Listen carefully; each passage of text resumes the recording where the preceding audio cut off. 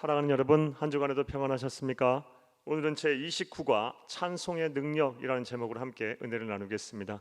여러분 가지고 계시는 구역공과 153페이지를 펴시고 함께 읽어가면서 은혜를 나누겠습니다. 나눌 말씀은 에베소서 5장 18절에서 21절, 사도행전 16장 25절에서 32절입니다.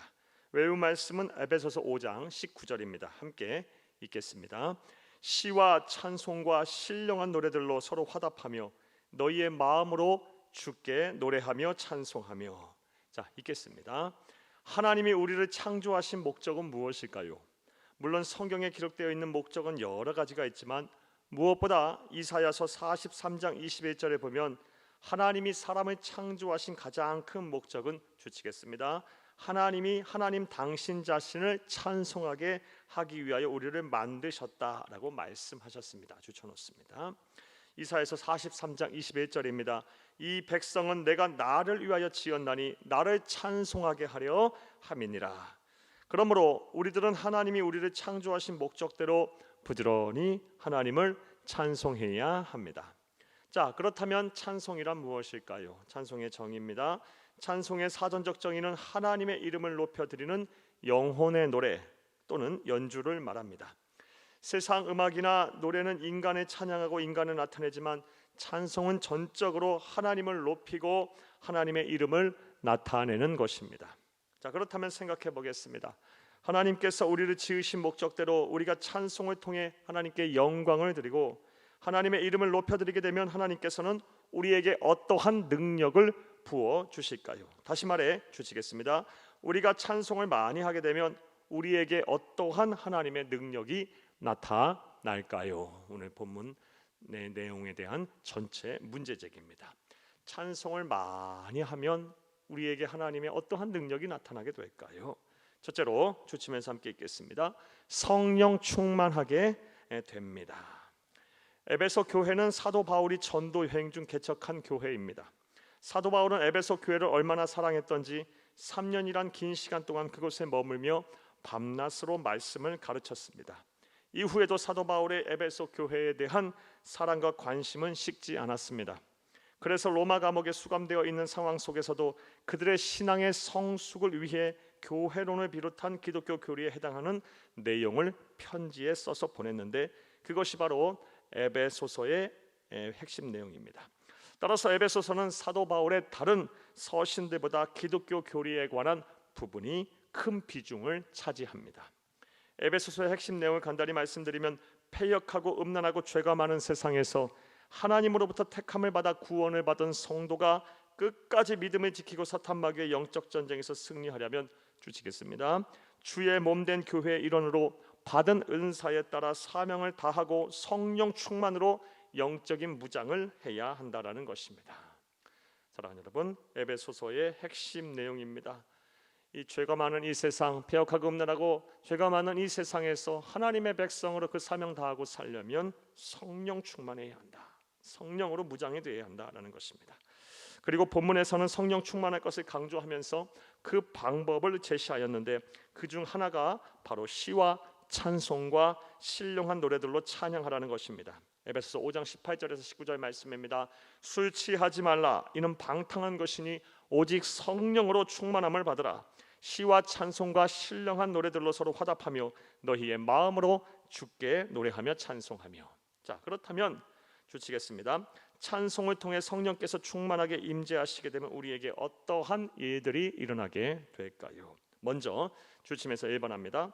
범사에 감사할 수 있게 됩니다. 사랑하는 여러분, 찬송을 통해서 성령 충만함을 우리가 경험하게 되면 범사에 감사할 수 있는 능력이 생깁니다.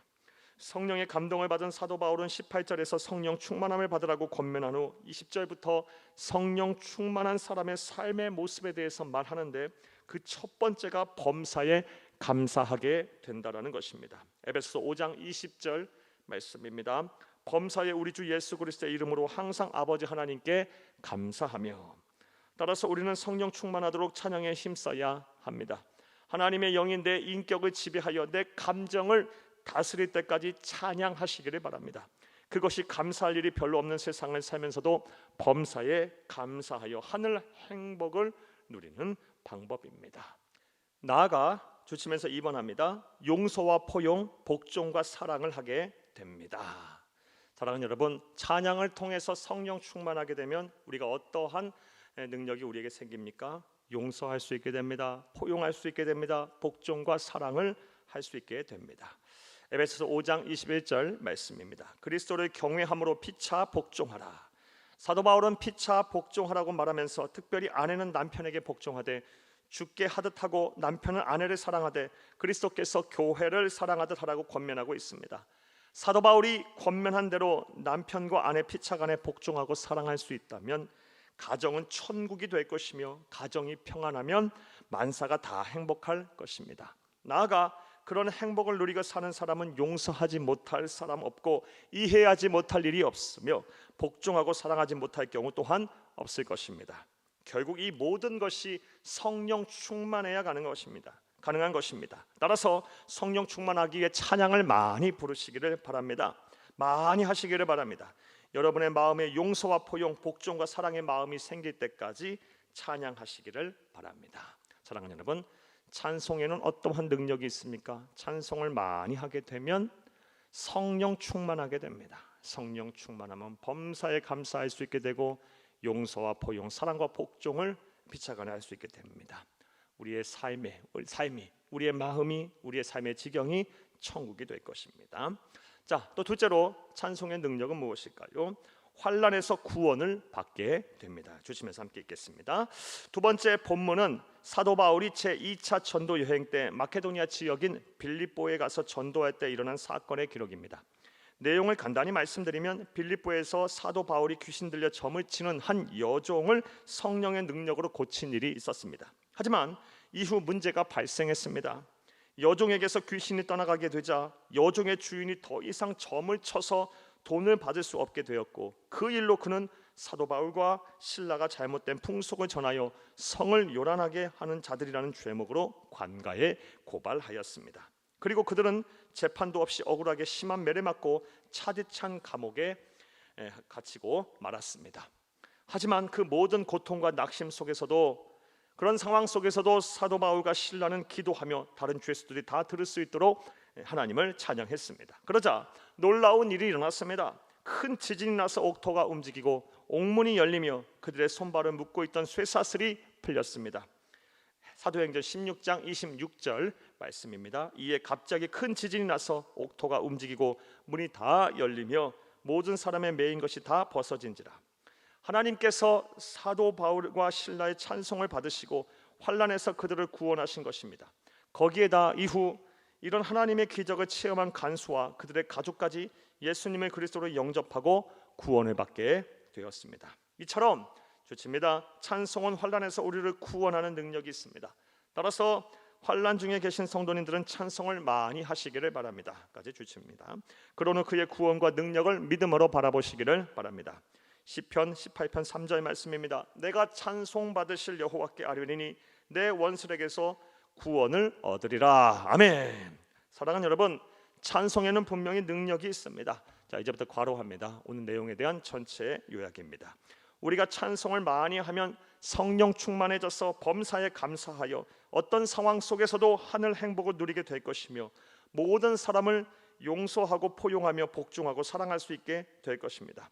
나아가 환난 중에 나를 도우시는 하나님의 구원을 보게 될 것입니다. 까지 괄호 넣습니다. 오늘 내용에 대한 전체 요약이었습니다. 이제 찬송을 많이 부르시기 바랍니다. 찬송을 많이 들으시기 바랍니다. 찬송을 많이 연주하시기를 바랍니다. 찬송을 많이 작사 작곡도 하시기를 바랍니다. 음악이 아닌 다른 예술적 장르로도 좋습니다. 부디 찬송의 열매를 주렁주렁 맺어 여러분의 삶이 하나님의 능력으로 가득하길 간절히 주의 이름으로 축복합니다.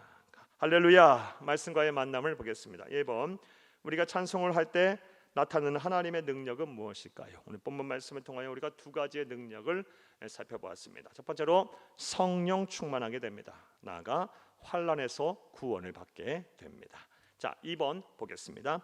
찬송을 통해 성령 하나님께서 충만하게 임재하시게 되면 어떤 일들이 일어나게 될까요? 사랑하는 여러분, 성령 충만하게 되면 범사에 감사할 수 있게 됩니다. 또 용서와 포용, 사랑과 복종을 할 수 있게 됩니다. 그리하게 되면 우리의 삶이 천국이 될 것입니다. 하늘 행복, 하늘 위로, 하늘 축복을 받으며 살게 될 것입니다. 하나님이 주신 아름다운 세상에서 참 감사가 넘치는 참 복된 삶을 살게 될 것입니다. 이 모든 것이 찬송을 통해서 우리가 얻을 수가 있습니다. 여러분 삶의 자리에서 찬송을 많이 하시기를 바랍니다. 3번 보겠습니다. 여러분이 가장 좋아하는 찬송은 어떤 찬송인가요? 함께 나누어 봅시다. 구역 모임에서 여러분 각자 좋아하고 무엇보다 은혜 받은 찬송이 있다면 서로 소개하고 그 찬송을 함께 불러보시기를 바랍니다. 그리하여 구역 모임 가운데 찬송의 능력이 여러분 한 분 한 분에게 다 나타나 구역 모임하는 그 순간이 하나님이 임재하시는 성령 충만한 그런 천국이 되기를 다시 한번 간절히 주의 이름으로 축복합니다. 감사합니다.